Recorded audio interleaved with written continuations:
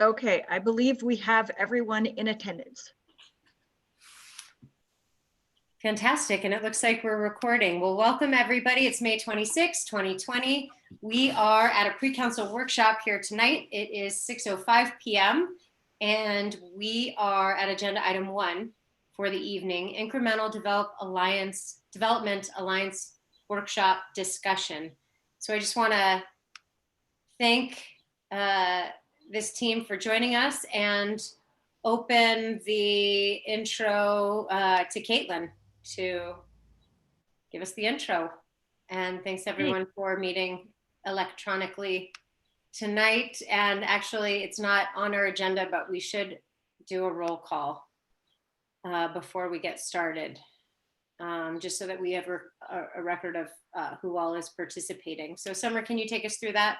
Yep, I have Tony Knudsen Boyd, Moab City Council, Caitlin Myers, Senior Projects Manager, Carly Castle, Assistant City Manager, Jim, I'm not sure how to pronounce your last name, but he's with Incremental Development Alliance, Joel Linares, City Manager, Kaylin Jones, Moab City Council, Karen Guzman-Newton, Moab City Council, Lori Simonson, City Attorney, Mike Duncan, Moab City Council, and Neil Heller with Incremental Development Alliance as well. Thank you so much. And Caitlin, to you. Thanks, Mayor. So I'm really excited to have Jim and Neil virtually giving this presentation. Back in March, we had Neil come with the Incremental Development Alliance to do a series of events about small scale development. And we had one session planned for a specific talk with elected officials, and Mayor Emily and Kaylin were both at that, but it was at the same time that everything was changing really quickly with COVID. So that event didn't go as planned, and so I really appreciate Jim and Neil taking the time to reschedule that. The last couple of months, Jim and Neil and I have kind of revamped the presentation to make it a little bit more specific for this council. And so that's my brief introduction. So I'm going to turn it over to Jim and he'll kind of walk you through the presentation. Right. Hello, everyone. Thanks for having us tonight. I shared my screen, so that shows up as expected. Yes. Great. It looks good from my end. All right.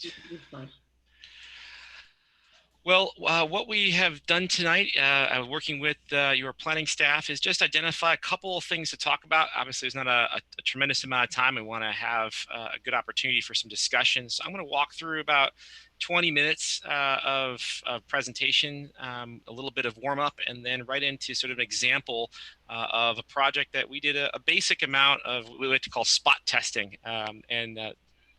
Neil spent quite a bit of time, my colleague Neil Heller, in Grand County and with prep before he came on his trip in March. And so we were able to use that intel to dial in a little bit deeper in one particular area of the city that appears to be working on some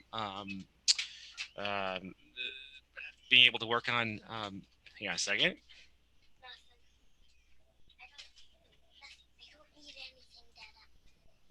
Oops, hang on a second.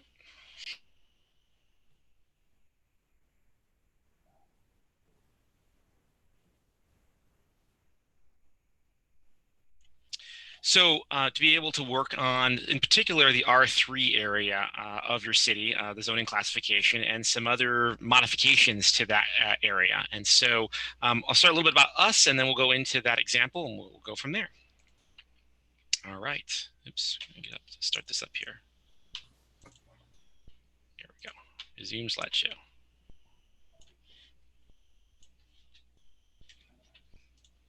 There we go.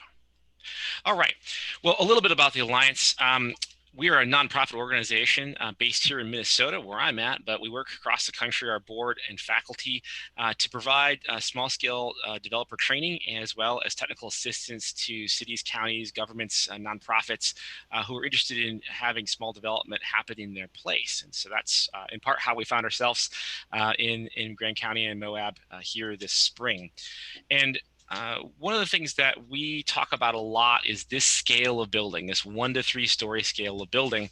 And it's mostly residential, but mixed use, as well as the kind of building that is found in every place. And we typically like to work at the neighborhood scale, because that's the building block of every place, whether it is a small rural town or a big metropolitan city. The neighborhood scale, these 1 to 3 story buildings, is typically what makes most of our country today. And so this scale of buildings is what we're going to talk about, and in particular, a subset of those buildings that is really appropriate for your city. And so we represent, as an organization, through a nonprofit lens, of course, the idea of what does it take to be a small scale developer, someone who might build or renovate a building like the one you see on your screen. And so whether you're a small developer or any kind of real estate developer. Hold on, Jim, can you hear me? Yes. When you went to adjust something, I think we lost your screen share. Oh, okay. Let me start that. No worries. I did hear a child's voice. Yes. So I blame a lot on my child these days.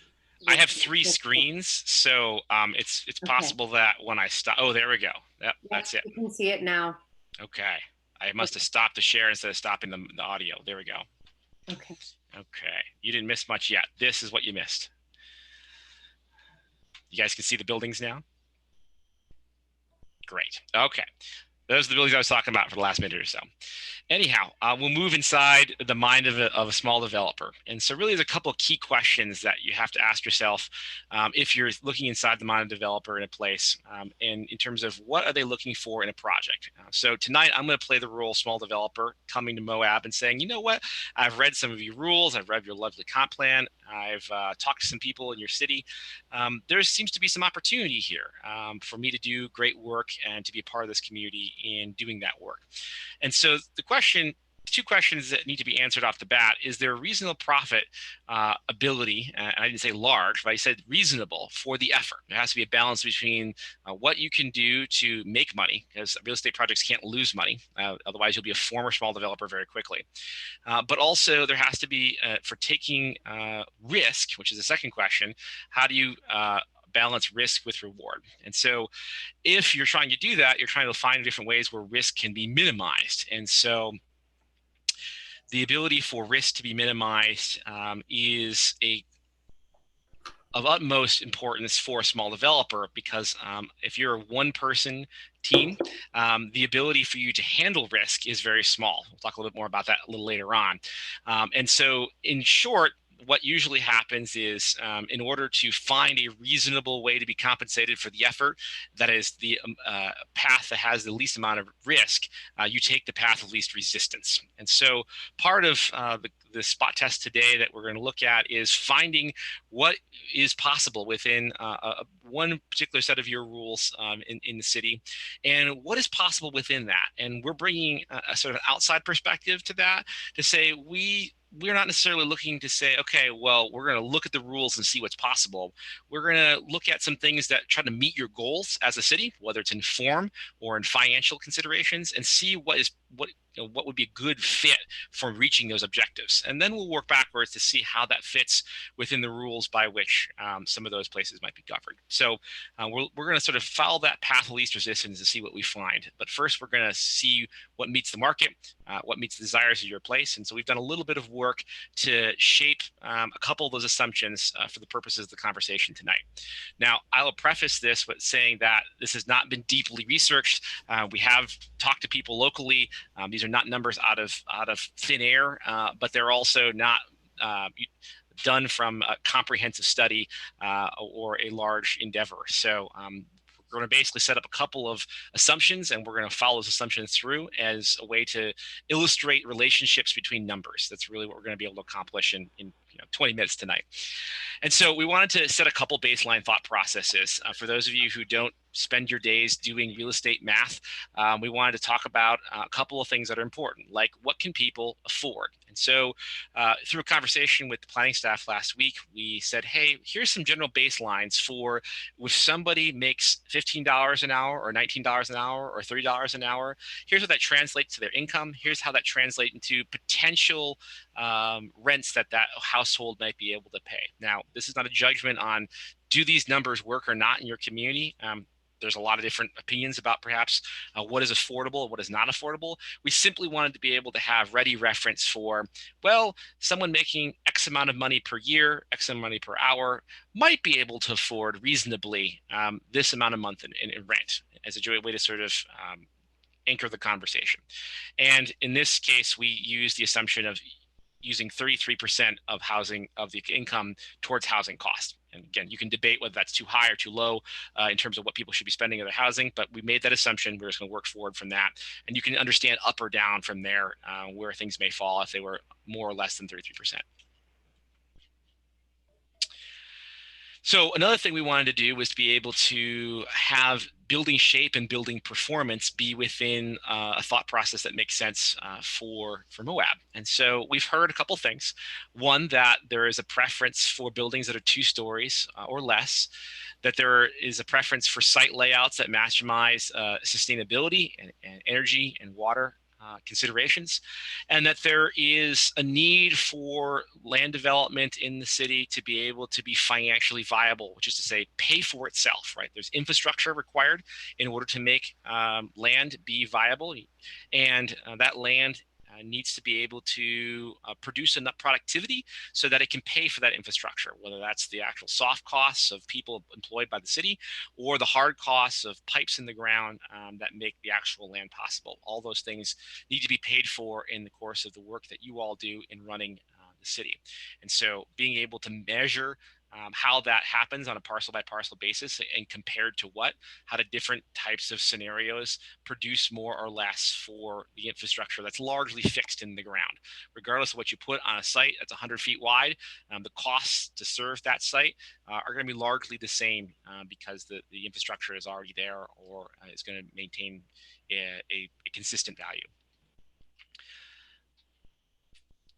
So what we want to talk about briefly to preface this is to be able to talk about thresholds in particularly small real estate projects. Most larger real estate projects really kind of fall under one set of financing and one set of building code considerations. Smaller buildings have a tendency to straddle these lines. And so within 1 and 2 unit buildings, a residential building, those are largely, I should say, represented or regulated by the International Residential Code. And anything that's 2 units and above or 3 units and above is regulated by the International Building Code. And so the ability for being able to understand those pieces of the puzzle are important in order to move forward with understanding how there are costs and different ideas set behind in that process.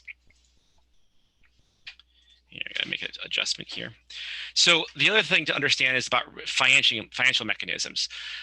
There is a very prevalent mechanism we have in this country called a 30-year mortgage. How does that mortgage work? Well, it represents buildings that can be 1 to 4 units in size. So most people probably don't know that actually a 30-year mortgage is able to be used for building more than a single unit.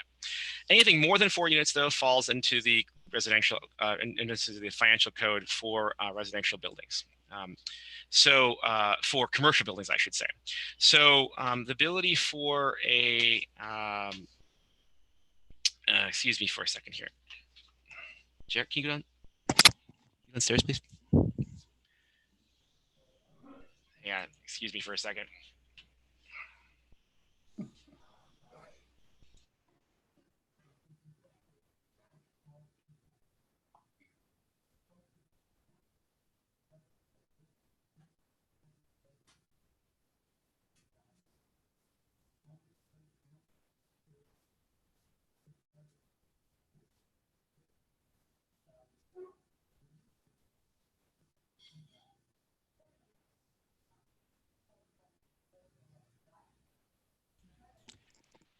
So one of the things to note about small buildings, of course, is that while they're regulated by the building code and regulating by conventional financing mechanisms, there is yet zoning on top of that. And so unfortunately, zoning doesn't seem to always fit well in being able to have everything lined up between the building code that governs costs and the financing mechanisms that help makes project go forward. And so today we're going to talk about how does your zoning code in some ways fit or not fit around some of these mechanisms. This is just a brief sort of breakdown of how different attached and detached structures can be utilized together. So for instance, you could have more than 5 units on a lot, but if they are in single buildings, none of these need sprinkler systems.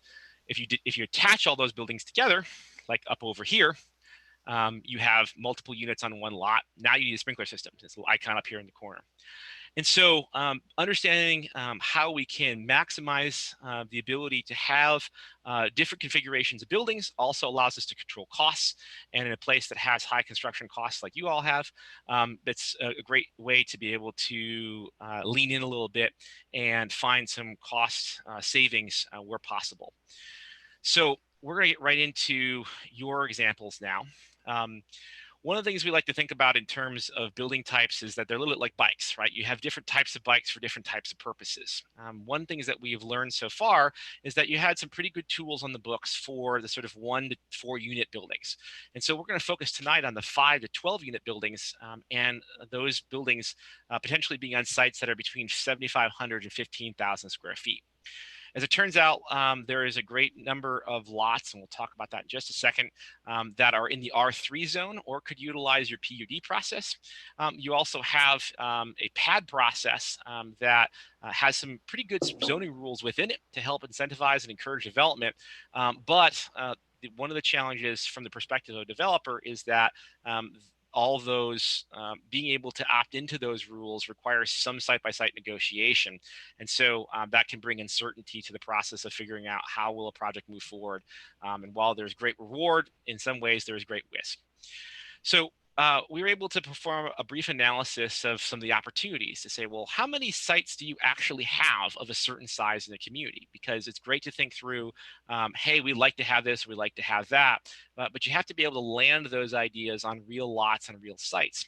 And so we saw there's a sweet spot in the possibilities within your city by looking at all of the R3 zone sites and saying, gee, there's quite a number of sites here that is about 1/4 of an acre.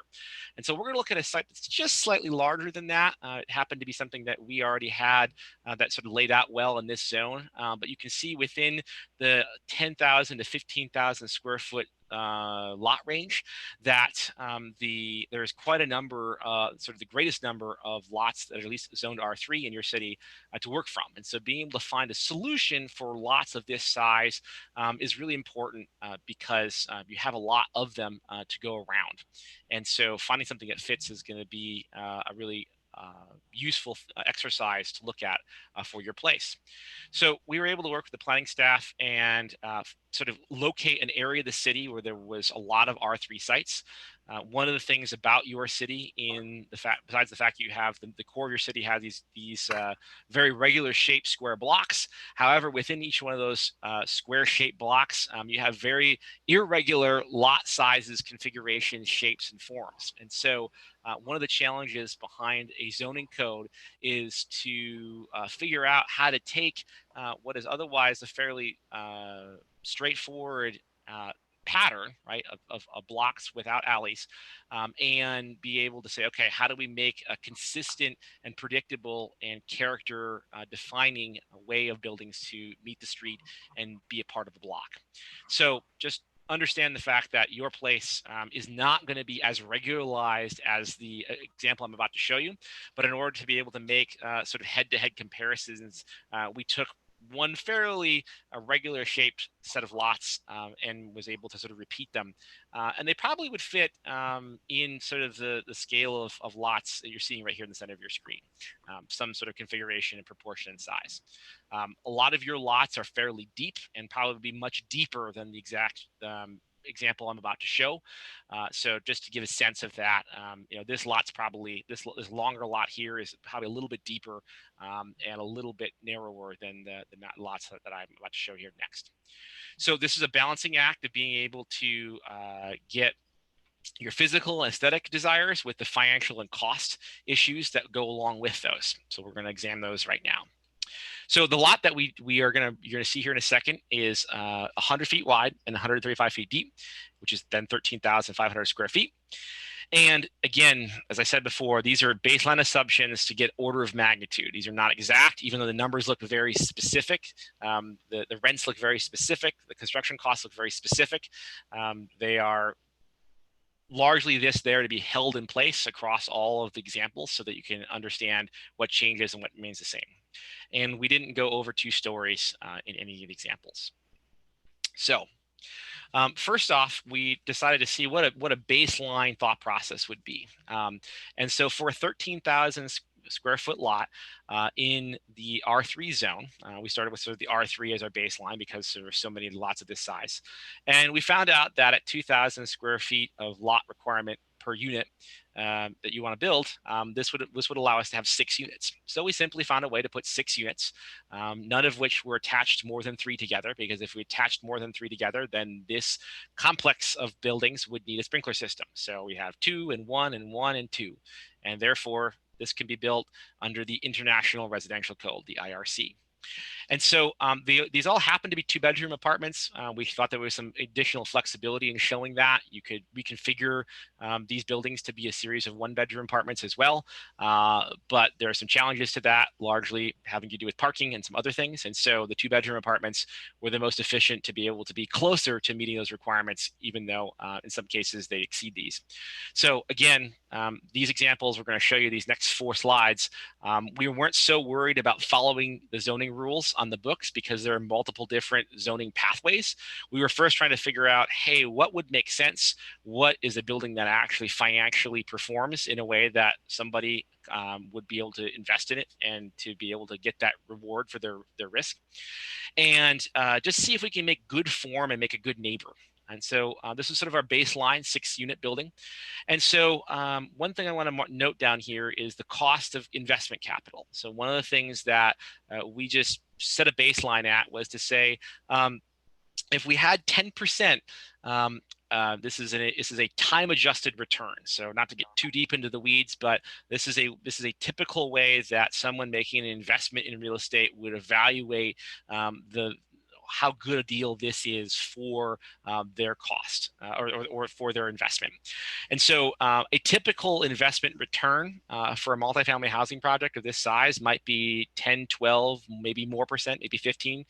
And so we took a very modest 10% just to see what that would yield us. And for this 6-unit building, we saw that the rents for each of the units would need to be about $2,100 to $2,200 a month in order to achieve that return. Now, we also then said, well, what would happen if you were to add a second story? What would that do? Would adding more units of housing be able to, on the same sort of fixed costs of land and infrastructure, would that yield a better rent? And turns out, as you add more units, there was enough spread between the cost of construction and the revenue that to achieve that same cost of capital, that same return for the investment, we were able to lower the rent. So it's about $2,100 and went down to just under $1,900, right, $1,885. So there was some affordability goal, some affordability met by being able to have a few more units. And the question is, how far? Now, we didn't increase the amount of parking. We didn't increase the amount of open space. We just simply said, all things the same, how much more affordable could the building be with more units for the same cost? And so I'll note that many of these things are not compliant with the R3 zone once you do that, particularly, first off, the number of units and also the number of parking spaces. We'll talk about more of that in a future slide about how that plays out and how to get to compliance from here. Now, one other thing that we wanted to look at was, what if we worked at it from the different direction? What if we worked at it from saying, we would like to have a target rent of $1,200 to $1,400 a month for a new construction 2-bedroom apartment?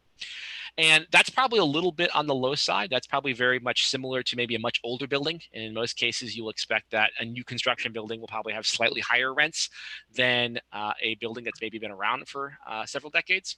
But we just picked these numbers and said, okay, well, what would it take to do this? Well, it turns out that $1,200 to $1,400 a month rents do not produce 10% returns. They produce, in this case, 1.5% returns. So it's highly unlikely that someone who is motivated to use dollars in a way that will bring them a risk-adjusted return will actually do this project, because the return is quite slim for the risk they would have to take.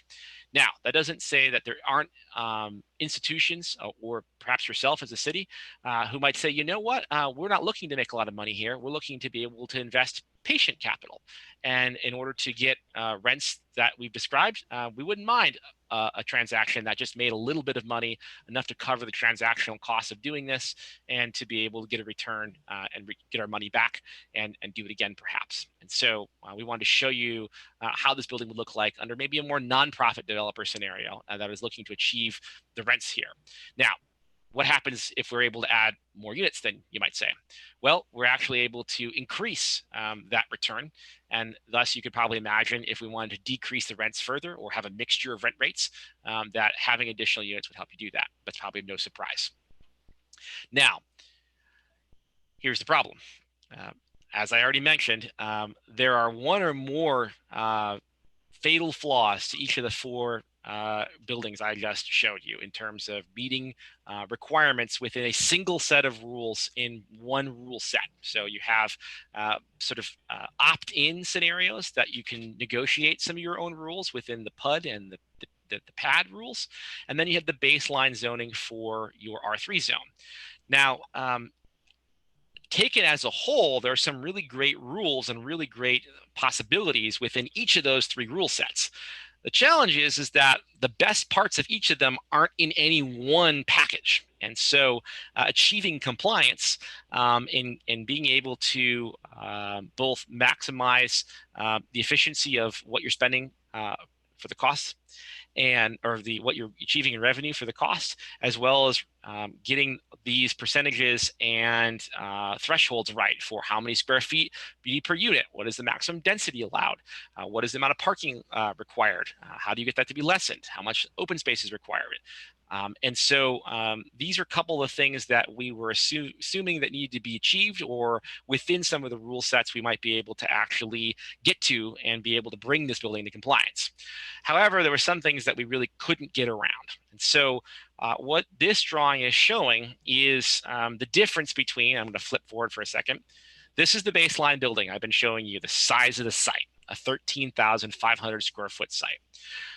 In order to achieve compliance with most or all of the rules that are most prominently found, the site that had this site having 12 units of housing on it would be required to be this much larger. So instead of being 100 feet wide and 135 feet deep, it would need to be 178 feet wide in order to achieve the proper things here shown in red: lot coverage, or I should say units per acre, or landscaping coverage. The lot would have to be closer to 24,000 square feet in size, which is about half as much larger than the original site.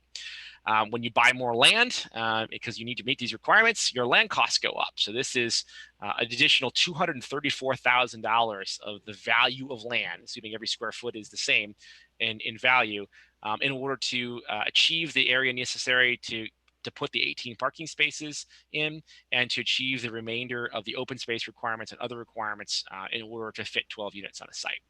So we wanted to compare that and to say, well, if we had to buy that much more land, that has to be paid for somehow.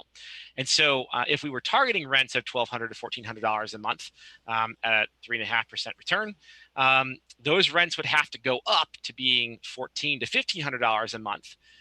Or to get the same return, or if we were actually working in those earlier scenarios where we were working using market rate capital at 10%, those rents would have to go up several $100s. So largely, the baseline here is to say that between $200 and $250 a month additional cost could be required in order to, or would be required in order to take a building that fits on this footprint and actually make it compliant.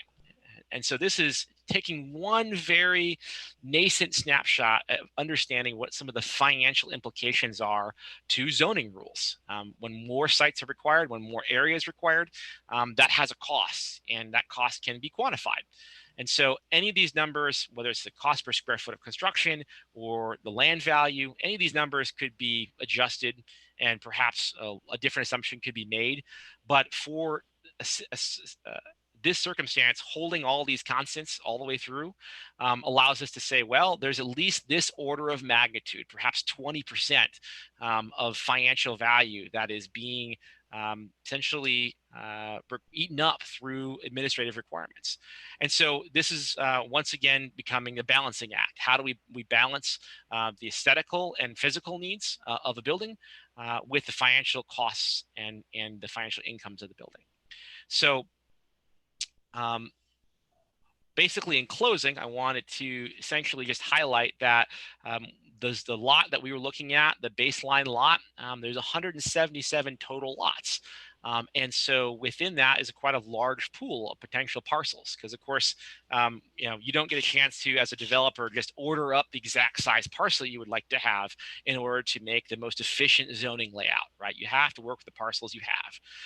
One of the things that was an aha moment to us as we looked at that final example and how much more square footage would be required to put 12 units on a lot in your city, we then have to move forward to a different zone of lots, right? We go from having 177 lots to having just 53 lots that actually are in the 24,000 square foot range. And so there'll be fewer opportunities. Maybe there'll be more competition for those lots. Maybe there won't be.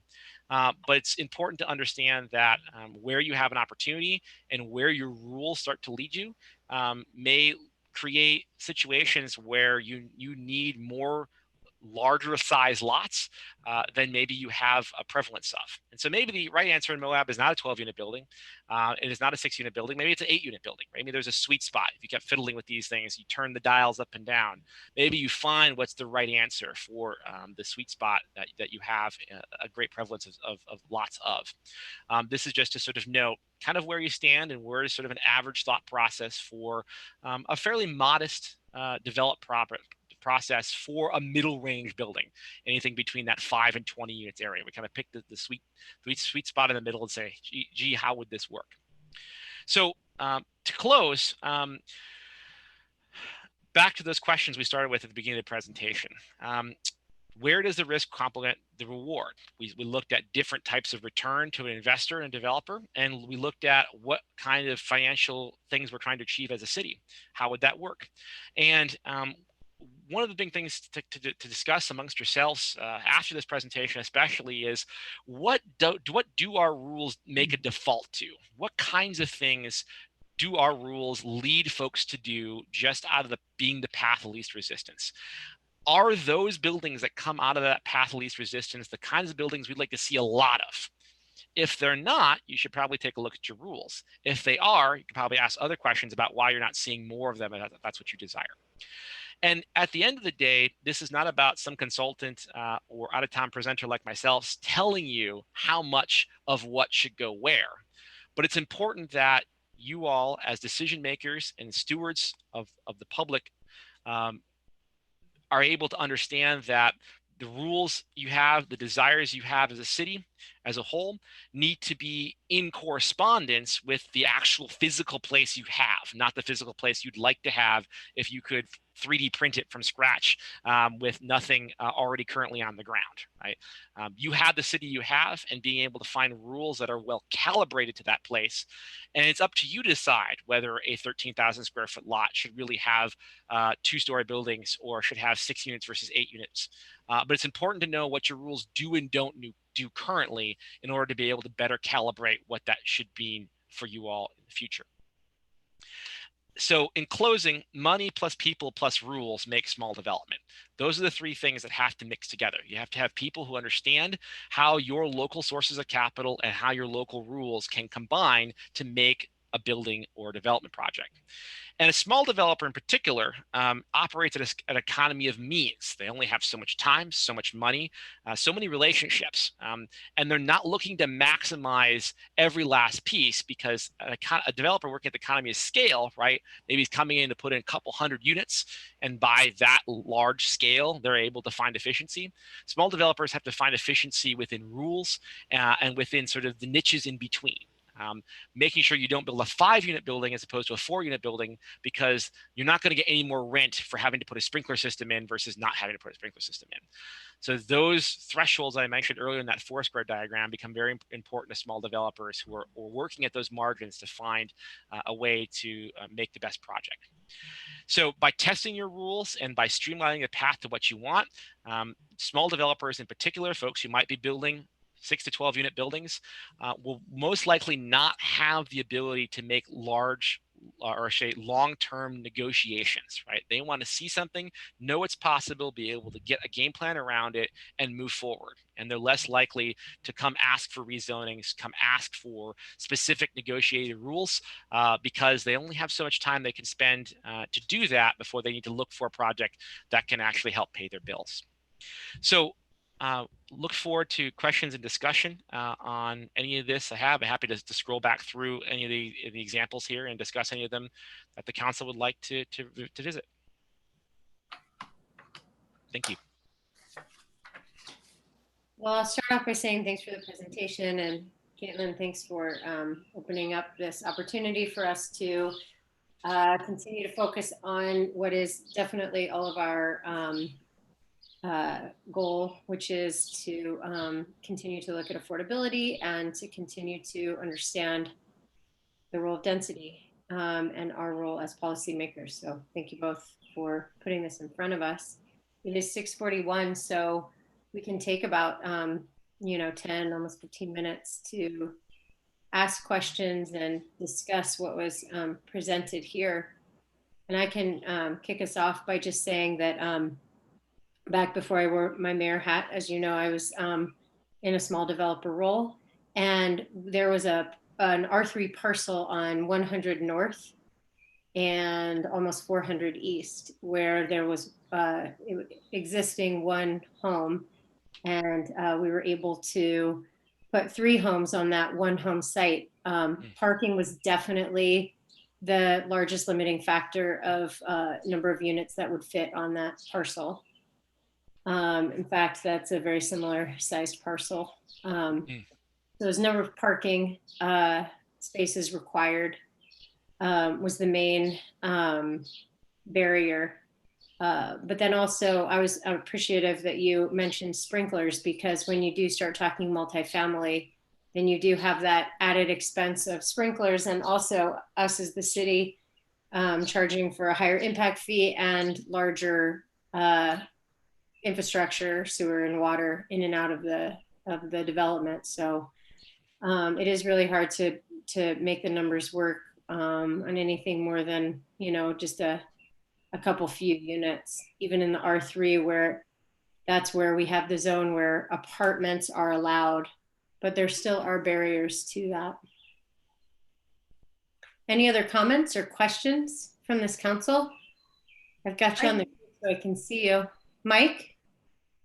Yeah, Jim, I might ask, what's your opinion so far as a PAD, the Planned Affordable Development Housing Ordinance? My understanding is it hasn't been used much, if any, in R3. And just judging from your rules from a developer's point of view, they need to be profitable and with a reasonable risk and so forth.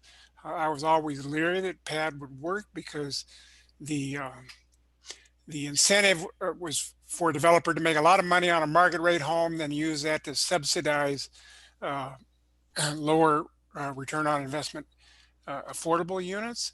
And so I always argue that, well, a developer would rather not fool with PAD at all and just build homes more along the lines of what you just described. So if I got that right or wrong, or how do you see PAD fitting into this? Does it have a leg, so to speak?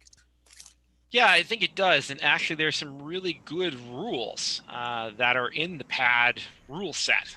There are things that we would really encouraged to be, happening in many parts of the city. And because I haven't read every part of your zoning code exhaustively, I don't know which is in which part outside the R3 what we were focusing on today. But particularly, as the mayor mentioned, the parking requirements being something that is a little bit more reasonable in terms of what can fit and what makes sense, and how do you leverage both off-street and on-street parking for being able to park cars that people will have. And so one of the things that I did reminded me when I looked at the aerial view that was showed a little bit earlier about how you, one of the great things about cities like yours, the way they're laid out is you have pretty wide right-of-ways, which means you have a lot of space for on-street parking. And wherever you can use that as a opportunity to allow for some more of those cars to be parked off the private sector area where you can build things as opposed to where you can't, that's pretty important. And so those rules in the pad that are already relaxing those things or being more flexible and where you can park cars that count, then that's really important because land in the core of your city is, fairly expensive. And so the more area, I guess one of the things that my colleague Neil pointed out here towards that last requirement was that if you have rules that require more area of parking than you have area of building lot coverage, which is to say more square footage, for asphalt than for things that house people, that probably will be a problem in terms of getting to maybe the goals you're looking for. And that's one of the reasons we were looking at this affordability piece, which is to say, well, what really is the impact of that extra land requirement and that extra cost of some of that infrastructure to help serve the building. So I don't think the pad is, we did not analyze the pad in terms of looking at the affordability in terms of how much more does a project require, or how much more does the relaxed rules allow you to do that therefore helps you make up for the lost revenue for some of the more affordable parts of the development if it's a mixed income situation. But actually my colleague Neil, I'll just briefly paraphrase, has done some really interesting work in his neck of the woods in Oregon to look at actually allowing nonprofits who may be more likely to be achieving affordability requirements to actually give them more units per the same size of lot. And I believe it was looking at, well, the zoning, the base zoning allows for 4 units per lot of a certain size.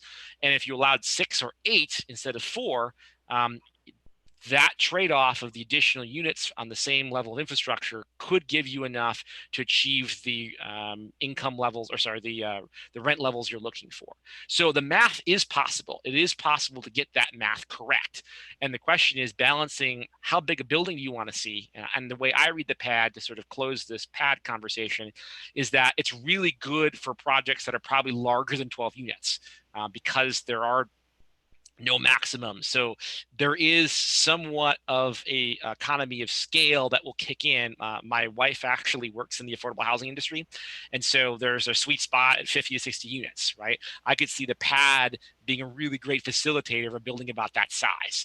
The problem is that you're probably talking about at least a 3-story building at that point, and one that probably has a pretty decent footprint. And with the parking requirements, maybe even those that are more relaxed, you need a big site. You need a pretty large site.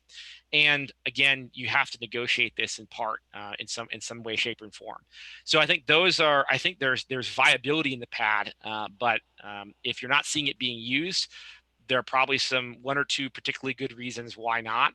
And one of the things I suggested to the planning staff as we were spitballing some ideas was maybe you need sort of a light version that gives very clear certainty. Instead of saying, hey, you can bring anything you want to the table, which is the pad does, which I think has a very important use and a niche in filling affordable housing goals in your city.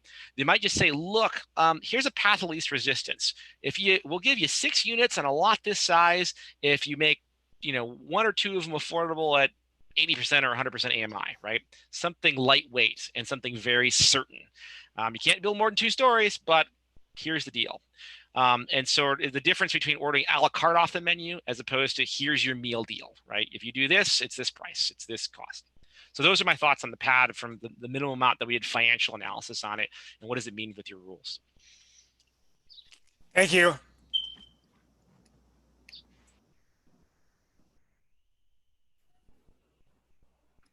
Tawny? Sorry. Yeah, Jim, I just am wondering, when you talked about the number of lots or parcels that are in our R3 zone currently, are you talking about vacant lots, or do some of those parcels have buildings currently on them? I'm imagining, I don't know for certain, but I'm imagining by looking at the zone, the city where I saw the GIS map where you have most of your R3 parcels, most of them look like they have buildings on them. But I do think that from even what we saw there, there was two, I just pulled this up here quickly. A couple of these parcels don't have a lot on them. I'm not advocating for the fact that, oh, yep, got to fill all these up and every last square inch has got to be, filled in your city. But I think the point made earlier, I think there are places in your city, particularly close to your downtown, that might be critical to have the most bang for your buck. You're going to have your most costly infrastructure. You're going to have your biggest pipes and perhaps your more costly streets in the core of your city. And that's probably where you want the most number of your people. So I think those are opportunities to say, hey, what can we do? Being flexible about things like, well, we don't necessarily have to scrape this building in order to build something new. What could be done behind it or in concert with it? Can you make a court in between a building in the back and a building that already exists in the front? So those are things that would need to be, thought through and calibrated as opposed to a lot like the one over here, which looks like it's pretty much empty. Someone made a flag lot and parceled off the front of their lot, and here you go, off to the races. So the opportunities within that zone, I think, are varied as much as the size of the lot and the configuration, particularly of the lot. You could have the same 10,000 square feet configured in very, very different proportions and configurations. And so it's definitely not one size fits all, even if you have a situation where you had a lot of vacant lots. Okay, thank you. So Caitlin, do you have an ask of this council in moving forward with any of the concepts that were presented?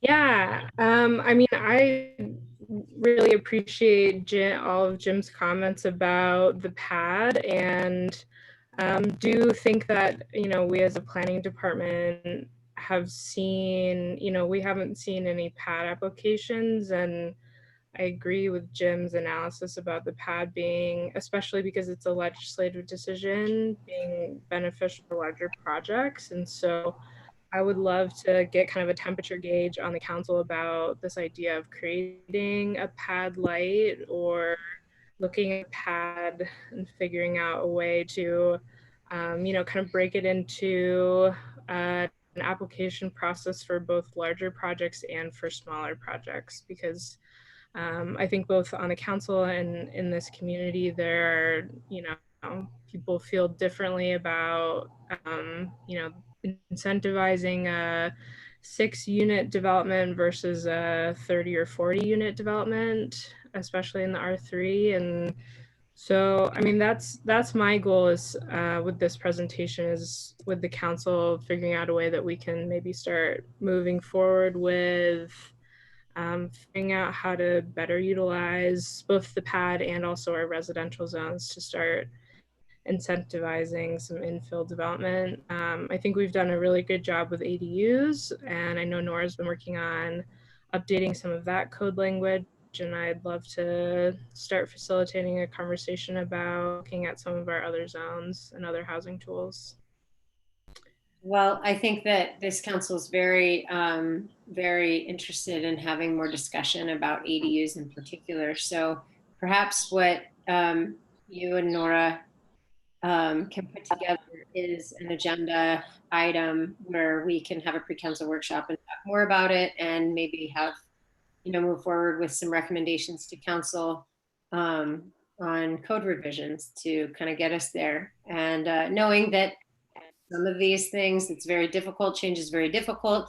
For example, when Jim mentioned, on-street parking as a requirement for a cottage court, for example. We know that there are constituents that would have a hard time with that. But putting ideas like that forward so that we can get comments, so that we can continue to have these conversations, I think would be good. And I also understand that we're all working under different stressors right now, and that may take a little bit of time. But unless the council strongly opposes that, how does the council feel about that work? Thumbs up? Yeah. Yeah. Continue to evaluate PAD for tweaks to get people to use it. Yeah, and we are going to use it for Walnut Lane, correct? Correct. So hopefully we can be iterative in that process.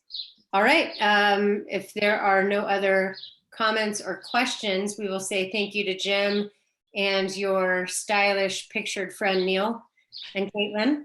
We will close this Zoom, and we will see each other on the next Zoom link for our regular scheduled meeting. Sound good? Great. Okay. Thank you. Thank you, Jim. Thank you much. Take care, everyone. Thank you all.